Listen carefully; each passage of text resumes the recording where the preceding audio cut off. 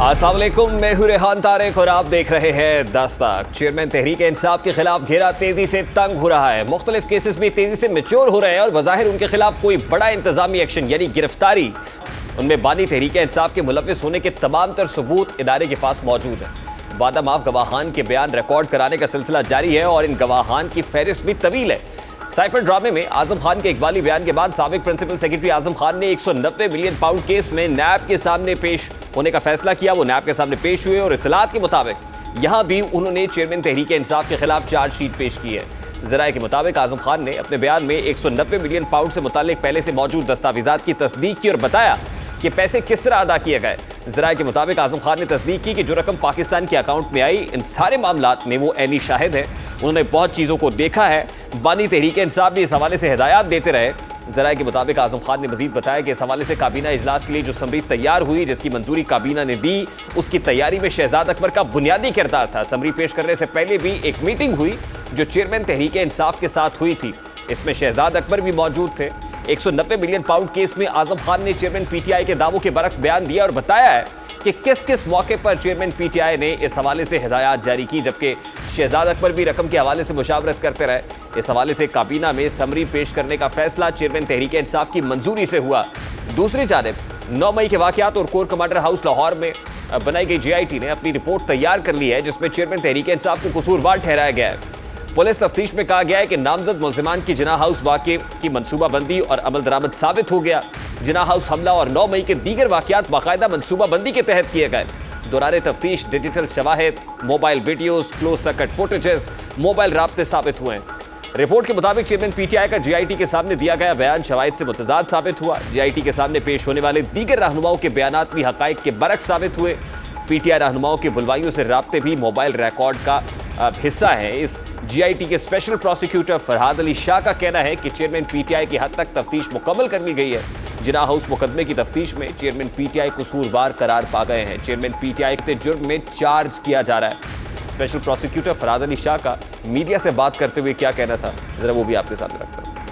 जो आज वहाँ पर बाकी प्रोसिक्यूटर्स भी मौजूद थे, तो तफ्तीश वहाँ मुकम्मल थी और वो तमाम केसेस के अंदर ना सिर्फ गुनहगार के बाद इदारों को पूरे तरीके से इस बात पे मिलान करने के लिए जो साजिश तैयार की गई थी, अब उन सारे केसेस के अंदर 109 के हवाले से और कॉमन इंटेंशन के हवाले से इमरान खान साहब जो हैं वो चार्ज हो रहे हैं, वो लिंक कर रहे हैं, एविडेंसेस कलेक्ट हो गई हैं और उनकी गिरफ्तारी जो है वो ना सिर्फ दरकार है और मुझे नज़र आता है कि ये बेल का केस नहीं है, क्योंकि ये एक बहुत अहम नौइयत का केस है और कलेक्शन ऑफ एविडेंस जो है, अगर बेल करने का मतलब तो ये है कि इन्वेस्टिगेशन फिर हैम्पर होकर रह जाएगी और जो कलेक्शन अभी मजीद उनसे होनी है वो जो है वो सफ़ा मिसल पर नहीं है।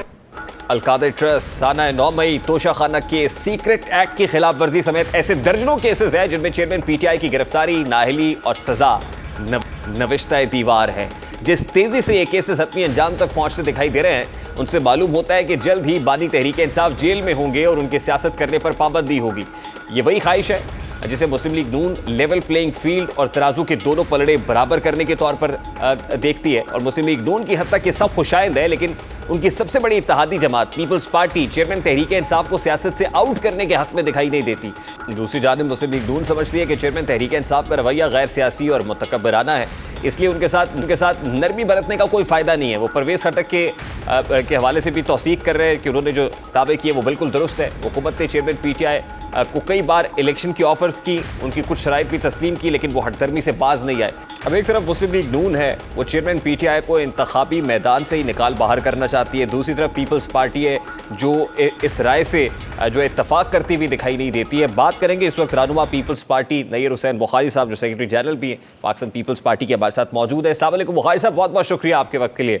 नैयर हुसैन बुखारी साहब, सबसे पहले तो बड़ा सादा सा सवाल है, जाते दिनों में हुकूमत चेयरमैन पीटीआई के खिलाफ खासी एक्टिव हो गई है। साइफर जैसे मामले को एक बार फिर जिंदा कर दिया है, फिर अलकादर ट्रस्ट केस है, तोशा खाना केस में भी खासी तेजी आती हुई दिखाई दे रही है। JIT जो 9 मई के हवाले से बनाई गई थी, उसने भी चेयरमैन पीटीआई को कसूरवार करार दे दिया है। क्या हुकूमत चेयरमैन पीटीआई को गिरफ्तार करने का इरादा रखती है कि जाने से पहले एक बार गिरफ्तार कर लें? केसेस का आपने रेफरेंस दिया, ये ऑलरेडी एग्जिस्ट करते हैं और वो अदालतों के स्टे ऑर्डर्स के पीछे और कभी इंटरम बेल्स के पीछे छुपते हैं। लेकिन अगर उनके खिलाफ केसेस हैं तो अल्टीमेट किसी कंक्लूजन पे तो पहुंचना है और अल्टीमेट फेट भी तो उनको सामने नज़र आ रही है, क्या फेट हो सकती है। और ये साइफ़र वाला जो इशू है, ये तो अभी जो लेटेस्ट एक स्टेटमेंट आई है उनके प्रिंसिपल सेक्रेटरी की, तो उससे तो फिर बड़ी वाज़ेह हो गया कि जो स्टेट सीक्रेट थी उसको अफशा किया गया और उसको अपने पॉलिटिकल बेनिफिट्स के लिए इस्तेमाल किया गया, एडवांटेज के लिए इस्तेमाल किया गया, जबकि उसकी हकीकत कुछ और थी।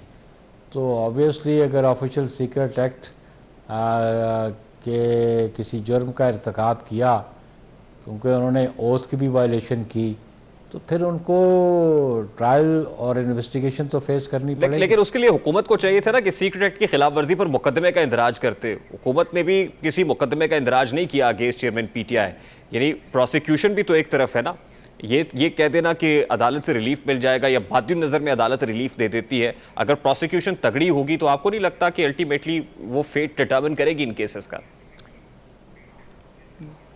देखिए, ट्रायल कोई हम टेलीविज़न पे तो ट्रायल तो नहीं हो रहा, ट्रायल तो कोर्ट्स में होगा। तो प्रोसिक्यूशन के पास केस है, इन्वेस्टिगेशन वो कर रही है, तो उस इन्वेस्टिगेशन के नतीजे में, लेकिन इन्वेस्टिगेशन की भी बात, इंक्वायरी और इन्वेस्टिगेशन उसमें फ़र्क है। और फिर जब इनको एफआईए ने अब तलब कर लिया है तो इनका मौक़िफ़ सुना जाएगा और इनके मौक़िफ़ की मौजूदगी में उसको मद्देनज़र रख के तो इन्वेस्टिगेटिंग एजेंसी जो अपना फ़ैसला करेगी और उस फैसले की बुनियाद पे ही वो चलान भी सबमिट होगा कोर्ट में। और प्रोसिक्यूशन तो अपनी एविडेंस दो स्टेजेस पे लाती है। एक स्टेज होती है इन्वेस्टिगेशन की स्टेज, और इन्वेस्टिगेशन की स्टेज की बुनियाद पे ही एविडेंस जो है ट्रायल कोर्ट में लेके जाती है। तो मुकदमात तो इसी तरह इनमें पेशरफ्त होती है इन्वेस्टिगेशन के बाद। आप क्या फोर्सी कर रहे हैं? हुकूमत के जाने में तो चंद रोज बाकी रह गए हैं। What are you looking at? क्या चेयरमैन पीटीआई को बिहाइंड द बार्स देख रहे हैं आप इसी हुकूमत की टेन्योर के अंदर अंदर जितने भी 20-22 दिन रह गए? देखिए जी, अब क्राइम को कमिट करता है, वेदर ये मौजूदा गवर्नमेंट है या केयर टेकर गवर्नमेंट है, तो जो अदारे हैं वो तो अपना काम करते हैं, उनको तो काम से रोका नहीं जा सकता, चाहे वो केयर टेकर गवर्नमेंट के अदारे हों या इलेक्टेड गवर्नमेंट के अदारे हों। तो अदारों की जो ज़िम्मेदारी है वो तो वो निभाएंगे, चाहे वो अगर उनको उनकी अरेस्ट दरकार हुई तो वो पहले भी कर सकते हैं, वो बाद में भी कर सकते हैं। तो इसका मतलब अल्टीमेटली पॉलिटिकल प्रोसेस से तो बाहर हो जाएंगे चेयरमैन पीटीआई? देखें, ये तो डिपेंड करता है ना कि क्या वर्डिक्ट आती है और वो क्या अपनी इनोसेंस के बारे में भी कुछ इस्टेब्लिश कर सकते हैं या अपने डिफेंस में उनके पास क्या मौक़िफ़ है। तो ये सारी चीज़ें एग्जामिन करनी पड़ेंगी। अगर उनके डिफेंस वीक है या प्रोसिक्यूशन तगड़ी है, प्रोसिक्यूशन एविडेंस ज़्यादा रिलायबल है, तो ऑब्वियसली फिर उनकी कन्विक्शन हो जाएगी। लेकिन बुखारी साहब, एक तासुर है ना कि चेयरमैन पीटीआई और पीटीआई को बैलेट पेपर से आउट रखने के लिए या पॉलिटिकल प्रोसेस से निकाल बाहर करने के लिए ये सारी चीज़ें बड़ी तेज़ी से हो रही हैं। अब क्या आप इसको सपोर्ट करता है? लेट्स नॉट स्पेकुलेट, जो रियलिटीज़ है ना उनको सामने रखा जाए। ये तासरात और ये जो ना अज्यूम कर लेना, स्पेकुलेट कर लेना, let's not go in that. 1+1 वाली बात है। इन्वेस्टिगेशन में उन्होंने समझा कि ये प्रामा फेशियाई उन्होंने जुर्म का इर्तिकाब किया तो चलान सबमिट हो जाएगा कोर्ट में, तो कोर्ट में प्रोसिक्यूशन अपनी एविडेंस ले आएगी। तो वो जो कुछ इमरान खान ने किया, जितनी उनको फुल सपोर्ट थी, मैंने कल भी किसी टॉक शो में कहा था कि कोई बंदा अगर ख़ुदकशी करने कर ले या उसका इर्तिकाब करे तो फिर उसको तो कोई नहीं बचा सकता। नहीं, आप ये समझते हैं कि ये सपोर्ट सितंबर तक है, 16 सितंबर के बाद ये सपोर्ट खत्म हो जाएगी? नहीं, मैंने सपोर्ट की बात नहीं की है, मैं तो ये कह रहा हूँ कि अगर उन्होंने जुर्म का इर्तिकाब किया तो उनको फेट उनको सामने नजर आनी चाहिए। लेकिन वो कन्विक्शन इसलिए नहीं हो रही ना कि क्योंकि अदालतों से सहूलतकारी हो रही है या जमानतें मिल जाती हैं। आप ये समझते हैं कि अदालतों में तब्दीली आ जाएंगी 16 सितंबर के बाद? देखिए, आपके क्वेश्चन हाइपोथेटिकल क्वेश्चन है, प्रिजम्पटिव है। आपके क्वेश्चन प्रिजम्पटिव है, हाइपोथेटिकल है। तो अगर एक अदारा मौजूद है, अदलिया मौजूद है, इन्वेस्टिगेटिंग एजेंसी मौजूद हैं, तो लेट देम कंक्लूड। नहीं, लेकिन आप ही ने तो कहा ना बुखारी साहब, आपने तो कहा कि उन्हें अदालतों से रिलीफ मिल जाता है, और यही आपके इत्तेहादी भी कहते हैं कि अदालतों से रिलीफ मिल जाता है, और इस वक्त जो है वो चीफ जस्टिस उनको सपोर्ट कर रहे हैं। मैंने ये नहीं कहा चीफ जस्टिस उनको सपोर्ट कर रहे हैं, आपके इत्तेहादी कह रहे हैं ना, मेरी किसी स्टेटमेंट है इस किस्म की? इत्तेहादी कहने हैं, देखिए मैं तो अपनी बात का, अपनी जमात का जिम्मेदार हूँ। उनको रिलीफ, देखिए जहाँ कोर्ट समझती है उनको रिलीफ मिलती है, लेकिन ये भी देख लें कि ये वो केसेस जो उनके फॉरेन फंडिंग का था, तो वो उससे वो अगर उनके दिल में कुछ सच था तो वो फेस करते और उसको कंक्लूड होने देते। वो कभी टेक्निकलिटीज़ में घुसे रहे। अभी भी उनको बहुत सारी रिलीफ मिली है कोर्ट से, उनकी एब्सेंस में भी उनको बेलें मिलती रही हैं, तो वो बेनिफिशरी तो रहे इन वन वे और अदर वे। लेकिन अल्टीमेटली कब तक ये इस किस्म का वो सिलसिला चलता रहेगा? One day he has to face trial, और जब ट्रायल फेस करेंगे तो फिर उसका जो फेट होगी वो भी सामने आ जाएगी। अच्छा बुखारी साहब, मैं सर ये जानना चाह रहा हूँ कि पीपल्स पार्टी की प्रिंसिपल पोजीशन क्या है? देखिए 2018 के इंतखाबात से पहले मियां नवाज शरीफ को डिस्क्वालीफाई किया गया, इस पॉलिटिकल प्रोसेस से उठा बाहर किया गया। वो इलेक्शंस में नहीं थे उस वक्त, वो बिहाइंड द बार से अपनी बेटी के हमरा। क्या अब भी अगर ऐसा होता है तो क्या पीपी इसको सपोर्ट करेगी? बात हमारी सपोर्ट की और ना सपोर्ट करने की नहीं है, बात अदलिया की है। कन्विक्शन पीपल्स पार्टी ने तो नहीं करनी, या पीपल्स पार्टी तो ट्रायल नहीं कर रही। जो वर्डिक्ट भी कोर्ट की आएगी हम उसको एक्सेप्ट करेंगे। जो भी वर्डिक्ट कोर्ट का होगा आप उसको एक्सेप्ट करेंगे, आप ये कह रहे हैं? यानी अगर वो डिस्क्वालीफाई करती है या जाना पड़ता है जेल में, तो आप पीपल्स पार्टी कोर्ट के साथ खड़ी होगी? देखिए जी, हम तो कोर्ट की वर्डिक्ट को एक्सेप्ट, कोर्ट के साथ खड़े हैं कि नहीं खड़े हैं। Try to formulate your question कि जी हम तो जुडिशरी की इंडिपेंडेंस पे भी बिलीव करते हैं, और पीपल्स पार्टी ने तो अपने खिलाफ भी कोर्ट्स के फैसले आए तो वो भी तो हमने फेस किए। इमरान खान फेस उस कोर्ट ने जिसने मियां नवाज शरीफ को डिस्क्वालीफाई किया था उसको भी आप सपोर्ट करते? वो भी कोर्ट से आया था वर्डिक्ट। हम तो सपोर्ट नहीं करते, हम उसको, और अभी भी जब डिसीजन आएगा तो फिर वील ऑब्जर्व कि decision is based on the facts, is based on the evidence और नॉट, वो तो उस वक्त हम फैसला करेंगे। ठीक है। अच्छा चले बुखारी साहब, मुझे बताइएगा कि अभी एक बहुत बड़ा प्रॉब्लम बना हुआ है सेंसस का, मरदमशुमारी का, कि पुरानी मरदमशुमारी पे इंतखाबात होंगे, नई मरदमशुमारी पे होंगे। काउंसिल ऑफ कॉमन इंटरेस्ट का जो मीटिंग है वो भी नहीं हुई इस मुतालिक, लेकिन इत्तेहादी ये कह रहे हैं खासतौर पर MQM कि जी ये पुरानी मरदमशुमारी पे इंतखाबात हमें कबूल नहीं है। तो आप इस पर क्या राय रखते हैं कि पुरानी मरदमशुमारी पे इंतखाबात होने चाहिए या नई मरदमशुमारी पे होने चाहिए? देखिए जी, आइन क्या कहता है? आइन कहता है कि जो ऑफिशियली पब्लिश्ड सेंसस है आर्टिकल 51 के नीचे डिलिमिटेशंस और कॉन्स्टिट्यूंसीज की तादाद उस पर होगी। नया आएगा सेंसस जो ऑफिशियली पब्लिश होगा, उसके लिए उसका पहला स्टेप ये है कि वो प्रोसेस कंप्लीट हो और फिर काउंसिल ऑफ कॉमन इंटरेस्ट उसको अप्रूव करे, फिर ऑफिशियली वो पब्लिश होगा। तो हम तो आइन के साथ खड़े हैं, आर्टिकल 51 के साथ खड़े हैं।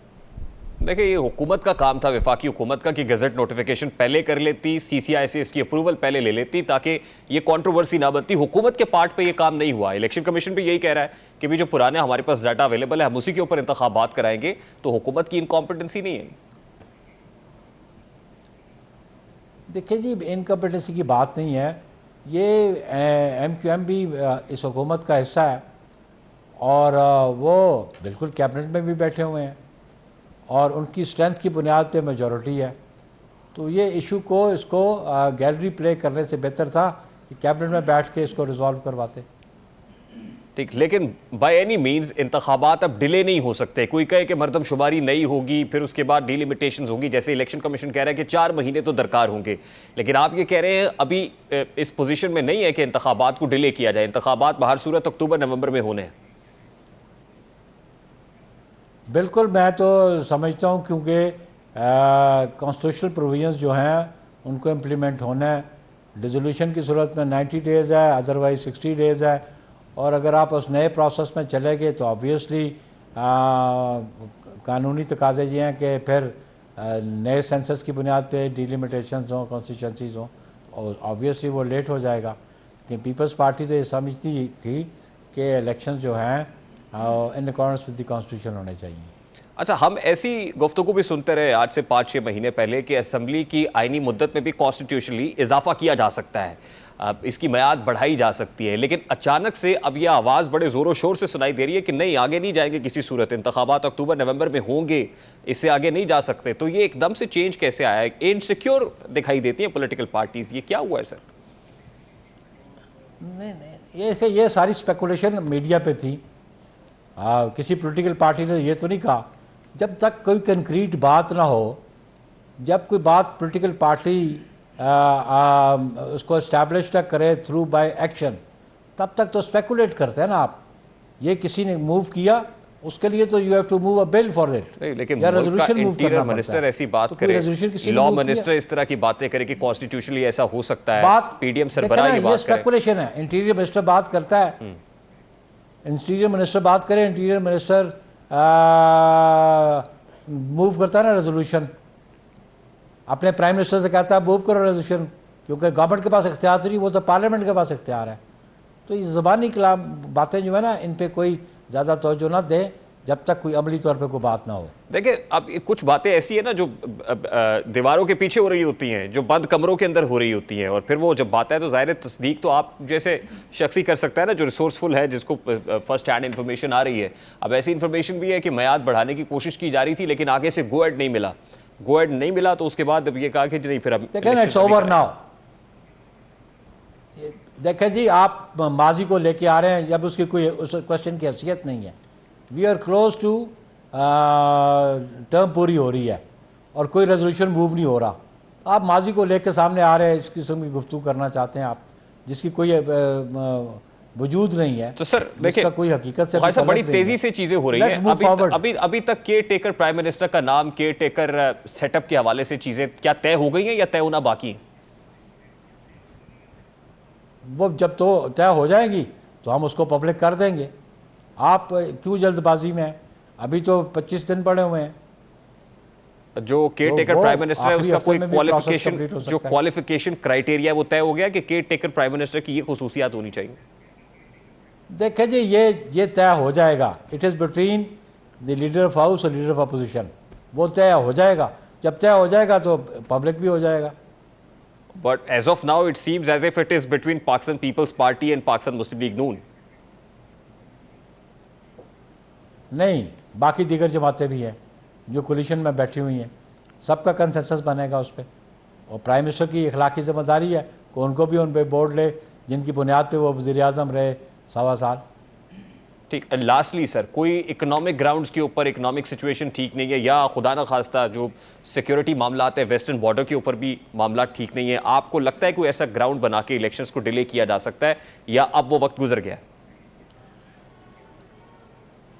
लेट दैट सिचुएशन कम, तो फिर भी take a decision. We should not be speculative. अभी तक तो हम इस प्रोसेस में हैं कि हम सोचते हैं कि इलेक्शन वक्त पे होने चाहिए। अपनी टर्म पूरी हो जाए जब कौमी असेंबली की, तो फिर अगर रेजोल्यूशन नहीं होती तो within 60 days, otherwise within 90 days election होने चाहिए। और उसको हमें पॉजिटिवली सोचना चाहिए और हम पॉजिटिवली सोच रहे हैं। ठीक, जहाँ तक सर चेयरमैन पीसीबी का मामला है, पीपल्स पार्टी की तरफ से वो जो स्पोर्ट्स मिनिस्टर हैं वो ये कह रहे हैं कि हमारे साथ जो कमिटमेंट्स हैं पूरी करे पाकिस्तान मुस्लिम लीग नून। तो कहीं कोई ना कोई डिफरेंसेस है, या पाकिस्तान मुस्लिम लीग नून और पीपल्स पार्टी तमाम मामलात के ऊपर ऑन बोर्ड है और सेम पेज पे हैं? देखिए, उस पर अपॉइंटमेंट्स पे ऑब्वियसली जो था उस पर जो कंट्रोवर्सी आई थी वो सामने आ गई। फिर वो सेठी साहब ने विड्रॉ कर लिया, ज़का अशरफ साहब को बनाया गया, फिर matter went to the court also. तो इस पर it is not that much big के जी हमारे इस किस्म का। अभी तो हम गवर्नमेंट के लास्ट लेग पे हैं, मतलब है कि 20-25 डेज़ रह गया, फिर हम इलेक्शन में प्रोसेस में होंगे, एक दूसरे के मुकाबले में इलेक्शन भी लड़ रहे होंगे। तो it is not much material at this stage now. बहुत बहुत शुक्रिया बुखारी साहब। पाकिस्तान पीपल्स पार्टी के रहनुमा नैयर हुसैन बुखारी हमारे साथ मौजूद थे। लेट्स टेक अ ब्रेक, और ब्रेक के बाद जब वापस आएंगे तो ये जो सेंसस वाला मामला है ये बड़ा इंपॉर्टेंट है, और election commission of Pakistan ready है कि वो 11 अक्टूबर से पहले इंतखाबात के बात करेंगे इस ब्रेक के बाद हमारे साथ।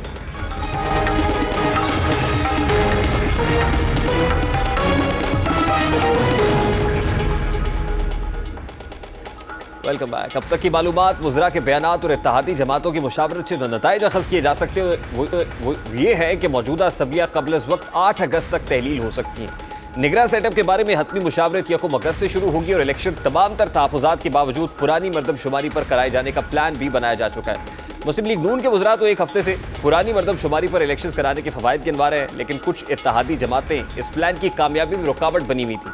वज़ीर आज़म की दिन रात मेहनत के बाद तकरीबन एक जमात के अलावा बाकी तमाम जमातें पुरानी मरदमशुमारी पर ही इलेक्शन कराने को रजामंद दिखाई देती हैं, जबकि माजी में यही जमातें 2017 की मरदमशुमारी पर सबसे ज़्यादा मुतरज़ थीं। पंजाब और KP की असम्बलियाँ तहलील होने के बाद अब तक इंतखाबात ना कराने के लिए सबसे बड़ा उज़्र यही पेश किया जाता रहा कि 2 सूबों में इंतखाबात पुरानी और बाकी मुल्क में इलेक्शन नई मरदमशुमारी पर कराने से तनाज़ात जन्म लेंगे।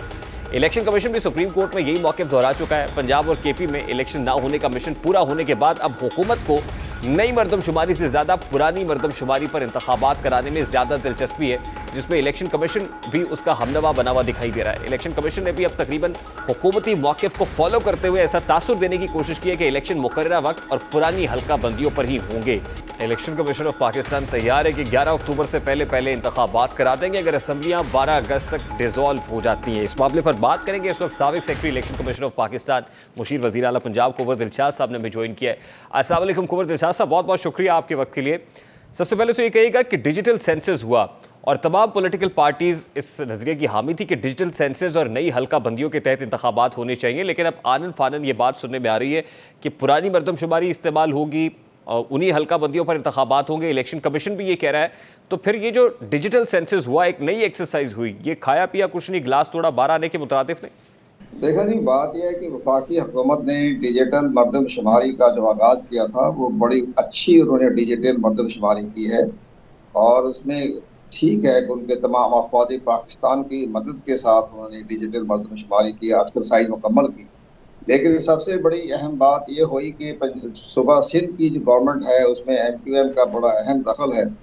उन्होंने इस चीज़ को इसको रिजेक्ट कर दिया। इसके बाद बलूचिस्तान की गवर्नमेंट ने भी उसको रिजेक्ट कर दिया। ये उनके सियासी मफादात हैं, उसको टेक्निकल तौर पर या महकमे पर हम कोई इसकी अपना मुर्द इल्ज़ाम नहीं लगाते। महकमे ने अपनी काम बड़ी ध्यानदारी से काम किया है, लेकिन उनके अपने सियासी मफादात हैं। उस सियासी मफादात के तहत वो अपने जो हैं वो मरदमशुमारी को तस्लीम नहीं कर रहे। अब मरदमशुमारी को तस्लीम ना करने की वजूहात की वजह से ये हुआ कि वफाकी हुकूमत ने फैसला किया कि हम इसका गज़ट नोटिफिकेशन नहीं करते। गज़ट नोटिफिकेशन करने पर इलेक्शन कमीशन पाबंद हो जाता कि दोबारा असर हल्का बंदी करवानी पड़ती आइन के आर्टिकल 51(5) के तहत। उसमें 2 इसमें आर्टिकल इसमें शामिल है। एक तो आर्टिकल 51 का सेक्शन 3 है और दूसरा सेक्शन 5 है, तो सब सेक्शन। अब ये मैं अर्ज करना चाहता था कि इस लिहाज से हुकूमत ने फैसला किया कि जनाब हम नई मरदमशुमारी पर नहीं करते, गज़ट नोटिफिकेशन पर इलेक्शन कमीशन पाबंद हो जाएगा। असर हल्का बंदी और नई हल्का बंदी कराने में तकरीबन 7-8 महीने लगेंगे। इसके आज से और इलेक्शन आगे जाएगा और मामला बड़े अहम है कि आगे नहीं, लेकिन कुंवर दिलशाद साहब, पुरानी मरदमशुमारी और पुरानी हल्का बंदियों पर जो भी इंतखाबात होंगे मुतनाज़ नहीं हो जाएंगे? फिर उसको कौन मानेगा, कौन तस्लीम करेगा?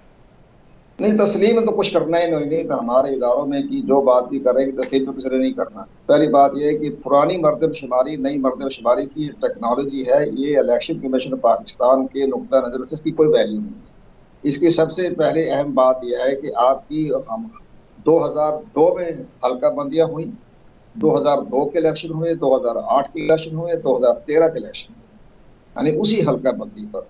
अब यहाँ इन्होंने एक नया काम शुरू कर दिया कि जी हम नई मरदमशुमारी पुरानी मरदमशुमारी, एक दफ़ा जो हल्का बंदी हो जाती है वो 10 साल तक चलती है।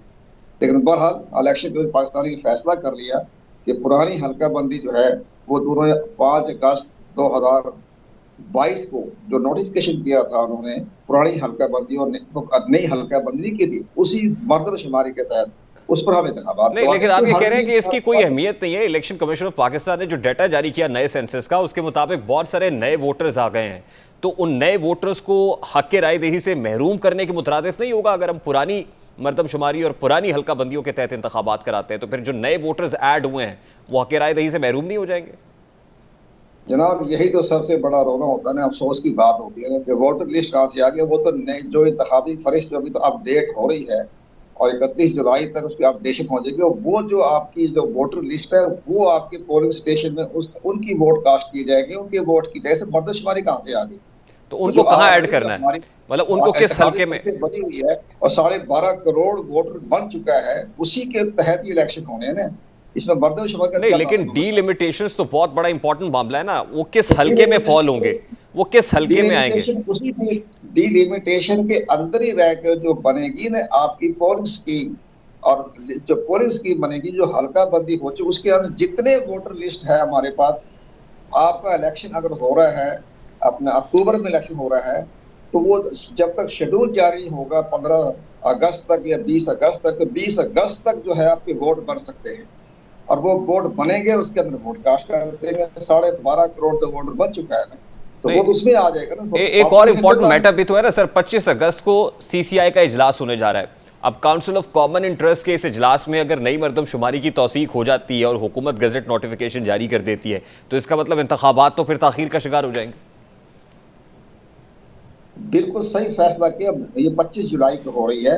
अब 25 जुलाई को मुश्तरका मफादात जी। कौंसिल का इजलास बड़ा इंपॉर्टेंट हो रहा है। ये 1.25 साल इस गवर्नमेंट के हो गए, पहला इजलास हो रहा है और उसमें ये फैसला करेंगे कि आया हम गजट नोटिफिकेशन जारी करें या ना करें। लेकिन वो ठीक है, वो यही फैसला करेंगे जी पुरानी हल्का बंदी पे इंतखाबात करवा दें, पुरानी मर्दशुमारी पे करवा दें। क्योंकि हमने अगर गजट नोटिफिकेशन किया तो आर्टिकल 51 के जो सेक्शन सब सेक्शन 3 है उसके तहत तरमीम करनी पड़ेगी और कौमी असम्बली के नशिस्तें जो है वो नई सिरे से एलोकेशन की जाएगी बलोचिस्तान को। उनको बलोचिस्तान को 3 सीटें जाएंगी और 1 सीट इस्लामाबाद कैपिटल को जाएगी। तो वो आइन में तरमीम नहीं हो सकती, इनके पास 2/3 मेजॉरिटी नहीं है। वो आइनी मामला है, आइन का आर्टिकल 51 का मामला है। इस लिहाज से मुश्तरका मफादात कौंसिल में यही दुश्वारी पेश की जाएगी।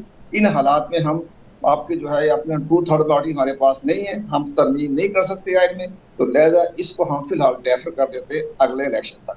तो ये तो बड़ा आसान फैसला हो जाएगा। तो इलेक्शन कमीशन ऑफ पाकिस्तान कह रहा है कि अगर 12 अगस्त तक असेंबलीज डिसॉल्व हो जाती है तो 11 अक्टूबर से पहले पहले वो इंतखाबात करा देंगे। तो आपको लग रहा है कि इलेक्शन कमीशन ऑफ पाकिस्तान की तैयारी भरपूर है, वो 11 अक्टूबर से पहले पहले इंतखाबात कराने की पोजीशन में है, क्योंकि अब तारीख भी इलेक्शन कमीशन ने देनी है। बिल्कुल तैयार है, मेरी बात हुई है इलेक्शन कमीशन के आला हकाम से मेरी बात है। मैं उनके ज़हर है वो मैंने बात की थी, पूछा था मैंने उनसे, ऐसी रिक्वेस्ट की थी कि क्या सूरत हाल है। उन्होंने कहा हम बिल्कुल तैयार हैं, हमारी तमाम तैयारी मुकम्मल है। जो ही असम्बली अगर 60 दिन का मौका मिला हम 60 दिन इंतखाब करवा देंगे। अगर 90 दिन का हो गया कबल अज़ वक्त हम 90 दिन में इंतखाब करवा देंगे। हम बिल्कुल तैयार है। गवर्नमेंट पाकिस्तान ने भी 50 अरब रुपया हमको इलेक्शन कमीशन दे दिए हैं। सिक्योरिटी एजेंसियों ने, आला कमांड ने 3.5 लाख का अमला जो है जो रिक्वेस्ट की थी उसकी अब इन्होंने वायदा कर लिया कि हम आपको प्रोवाइड कर देंगे, सहूलतें दे देंगे। तो अब ये सारे मामले तैयार हैं किसी कागज के, यहाँ तक कि जो बैलेट पेपर छपना उसका कागज जो भी वो भी दरामद हो चुका है, तमाम स्टेशनरी भी आ चुकी है, इंडेलिबल इंक भी आ गई, तमाम तैयारी मुकम्मल स्टोर में बंद किया हुआ है। तो ये तो उन्होंने इलेक्शन फॉरवर्ड करवा दे रहे हैं जो भी फैसला हुआ था। ठीक, वैसे आपकी जाती राय क्या, आपको इलेक्शन वक्त पर होता हुआ अक्टूबर नवंबर में होता हुआ नजर आ रहा है सर क्विकली? मेरी जाती राय के मुताबिक तो 8 अक्टूबर को इलेक्शन हो जाएंगे। अगर ये 60 दिन का बीच में आया और 12 अगस्त को असेंबली डिसॉल्व हुई तो मेरी असेसमेंट जो है, मेरा तजिया ये है कि वो 8 अक्टूबर को इलेक्शन हो जाए। बहुत बहुत शुक्रिया कुंवर दिलशाद, साबिक secretary election commission of Pakistan हमारे साथ मौजूद थे। अभी एक ब्रेक लेंगे और ब्रेक के बाद जब वापस आएंगे तो एक तालीमी इदारे का सिक्योरिटी हेड सिक्योरिटी थ्रेट कैसे बन गया, बड़ी इंपॉर्टेंट स्टोरी है। इस स्टोरी को आपके साथ शेयर करेंगे इस ब्रेक के बाद हमारे साथ।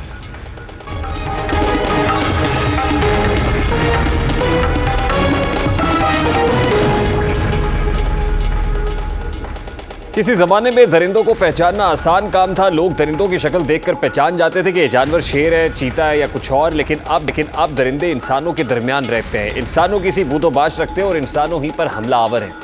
बदकिस्मती से आज हम ऐसे माशरे में रह रहे हैं जहाँ के लोगों का वहशत में जंगल के दरिंदों से मुकाबला है, और जिस माशरे में हम रह रहे हैं इस माशरे के लोग इस मुकाबले को भारी अक्सरियत से जीत रहे हैं। इस दरिंदगी की बहुत सी मिसालें और वाक़यात हैं, लेकिन तालीमी इदारों में छुपे ये भेड़िए इस दरिंदगी की सबसे बदतरीन इकसाम में से एक है।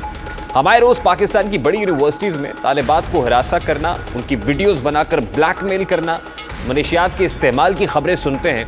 ये वो खबरें हैं जो रिपोर्ट होती हैं, लेकिन ऐसे अनगिनत वाकयात रोज रूनुमा हो रहे हैं जो रिपोर्ट नहीं हो पाते और दब जाते हैं। ऐसे वाकयात की अक्सरियत सरकारी यूनिवर्सिटी से मुतालिक होती है, क्योंकि वहाँ के असातिज़ा और मुलाजमीन को मजबूत तहफ़्फ़ुज़ हासिल होता है, इसलिए वो बेधड़क ऐसे मकरू धंधे सर अंजाम देते दिखाई देते हैं। अब की बार ऐसा ही वाकया इस्लामिया यूनिवर्सिटी बहावलपुर में सामने आया, जहाँ इस यूनिवर्सिटी का chief security officer Ejaz Shah मनशियात, गैर ममनुआ अद्वियात और 2 मोबाइल फ़ोन्स में ढेरों फौश वीडियोज़ के साथ गिरफ्तार हुआ। और ये वीडियोज़ किसी और की नहीं बल्कि उसकी अपनी यूनिवर्सिटी की तालिबात और स्टाफ की थी, जो उन्हें ब्लैकमेल करने के लिए इस्तेमाल कर रहा था। अब इस्तेमाल करने की गरज से इनको रिकॉर्ड किया और इस केस की तफसीलात में जाए तो मालूम होता है कि मुलजिम एजाज शाह को अल-जदीद थाने की हुदूद में एक नाके पर रोका गया, तो मुलजिम ने गाड़ी को वापस ले जाने की कोशिश की। पुलिस ने मुलजिम की इस कोशिश को नाकाम बनाया। शक की बिना पर उसकी गाड़ी की तलाशी ली तो मुलजिम के कब्जे से 10 ग्राम आइस, इसी तरह से ममनुआ जिनसी अद्वियात बरामद हुई। पुलिस ने जब मुलजिम से नाम पता पूछा तो उसने अपना तारुफ इस्लामी यूनिवर्सिटी बहावलपुर के chief security officer Syed Ejaz Hussain Shah के तौर पर कराया, जो कि मोहम्मदिया कॉलोनी बहावलपुर का रिहायशी है। जब मुलजिम के पास मौजूद 2 मोबाइल फ़ोन्स को चेक किया गया तो उससे यूनिवर्सिटी के एहलकारों और तलबा की जो गैर अखलाकी काबिल एतराज़ वीडियोज़ और तस्वीर हैं वो बरामद हुई। मुलजिम के खिलाफ मुकदमा दर्ज किया जा चुका है और FIR के मुताबिक मुलजिम ने आइस के इस्तेमाल और फ़रोख्त का एतराफ़ किया और ये कि काबिल एतराज़ तस्वीर और वीडियोज़ यूनिवर्सिटी के मुख्तलिफ शोबाजात के एहलकारों और तालिबात की थी। मज़ीद तफ्तीश पर मुलजिमान ने मज़ीद 3 अफराद, जिनमें एक खातून शामिल है, उनका इंकशाफ किया और बताया है कि वो भी इसी गिरोह का हिस्सा है। जिसके बाद पुलिस ने दोनों मर्द और एक खातून मुलजिमा को भी हिरासत में लिया, तो उनके पास भी मनशियात बरामद हुई। पुलिस का कहना था कि मोहम्मद सरवर से 1.5 किलो चर्स और 20 ग्राम क्रिस्टल, जबकि अकीला ज़ैनब से 300 ग्राम हेरोइन बरामद हुई है, जबकि तीसरे मुलजिम जाबिर शाह से 5.4 किलोग्राम चर्स बरामद की गई है। और हैरत अंगेज़ तौर पर तमाम मुलजिमान ने इस बात का एतराफ़ किया है कि ये तमाम की तमाम मनशियात यूनिवर्सिटी में ही फ़रोख्त की जाती थी और धंधा कई बरस से चल रहा है। मुलजिमान के गिरफ्तार होने, तालिबात की वीडियोस और तस्वीर की तस्दीक होने के बाद भी अभी तक इस्लामी यूनिवर्सिटी की जानिब से कोई बाज़ाब्ता मौक़िफ़ जारी नहीं किया जा रहा, बल्कि पुरस्कार खामोशी इख्तियार की जा रही है। और ये खामोशी ठीक वैसे ही है जैसे इससे कबल ऐसे वाक़यात में इख्तियार की जाती है। बाद में यूनिवर्सिटी की साख ख़राब होने के बहाना बनाकर और मुतासरीन पर दबाव डालकर मुकदमे को सर्द खाने में डाल दिया जाता है।